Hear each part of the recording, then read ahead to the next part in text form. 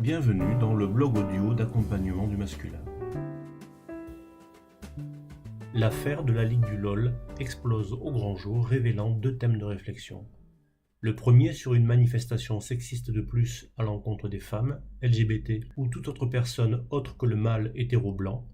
La deuxième sur l'utilisation malveillante de l'humour. Malgré le thème général du site, je ne vais pas développer sur cette énième violence masculine, mais dans la continuité de l'actualité, l'humour puissant levier de conscience, sur l'utilisation du rire, non plus comme outil de développement, mais comme arme de destruction. Faire de l'humour attire une sympathie réflexe. La convention sociale fait de l'amuseur une personne qui ne peut agir avec de mauvaises intentions.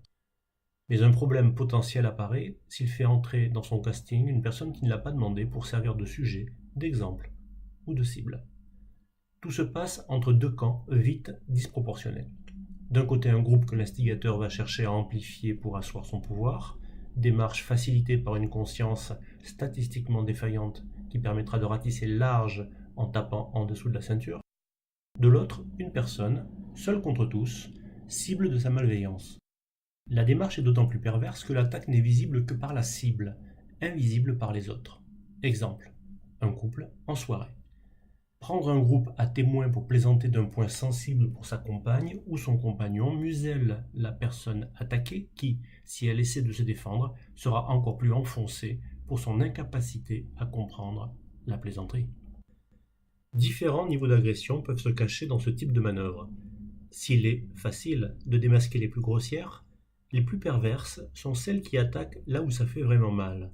Une blessure intime qui n'a été dévoilée qu'à son bourreau sous couvert d'intimité, donc de confidentialité. À la honte d'être déshabillé en public vient s'ajouter le sentiment de trahison. Le groupe, dont le pervers se sert pour asséner le coup de masse, ne peut comprendre la violence de l'attaque. À répétition, l'impact psychologique sera destructeur. Ok, et nous dans tout ça? Croyez-vous que ce comportement vous a toujours été étranger ?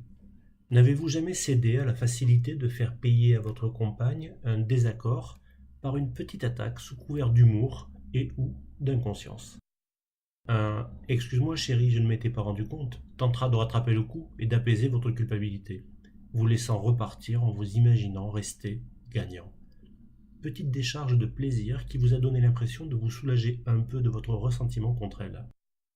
Facile, anonyme, petite attaque de rien du tout mais tellement dévastatrice pour la confiance dans votre couple. Par facilité et manque de conscience, vous venez de vous tirer une balle dans le pied. Alors, comment changer les choses ? Il est difficile de s'en prendre au groupe des rieurs parce que manipulés tout autant que la victime. Pourtant, plus de conscience les rendrait bien moins manipulables. Du côté de l'humoriste, chaque fois qu'il initie sa démarche, dès qu'elle implique une tierce personne, il a la responsabilité d'être très attentif à l'authenticité de son intention. Sinon, le rire qu'il déclenchera fera des ravages dans une sphère dont il fait partie, et il en paiera à un moment ou un autre les conséquences. Retour à la Ligue du LOL, et peut-être à votre vie.